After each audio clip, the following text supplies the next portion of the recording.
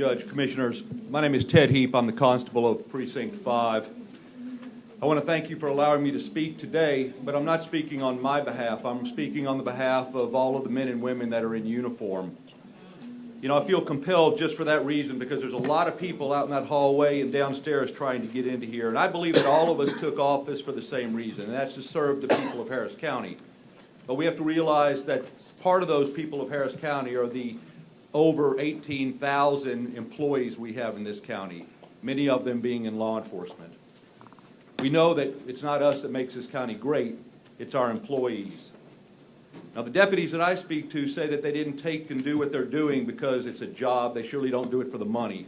They do it because it's a vocation, it's a calling. They want to make a difference in the community in which they live or which they were raised.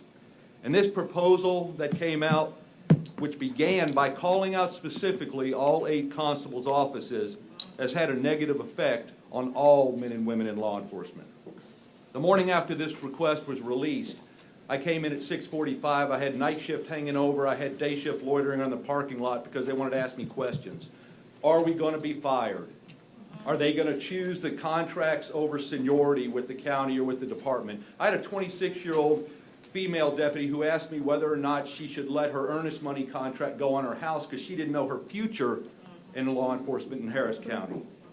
And I understand the need to be a good steward of taxpayers' money because I'm a taxpayer. But if this is political, if this is personal, what it's doing is it's pitting officers against each other. And these men and women who are on the street, they rely on each other a heck of a lot more than we rely on each other sitting up in our offices. You know, when Deputy Goforth was murdered, it was our deputies who were some of the first on the scene. When Sandeep was brutally murdered, we secured the perimeter, and it was Precinct 4 constables who actually apprehended the suspect. The truth is that as constables, we work with all agencies across the county, and without us being on the street, there's going to be a lot more crime. We hear about serving contracts, but we don't only serve contracts. Last year, with over 400,000 service-related calls, 99,000 of them were outside of contract. 59,000 in unincorporated Harris County, 39,000 in the city, but it doesn't make a difference because what they have in common is the fact is that they're all taxpayers in Harris County.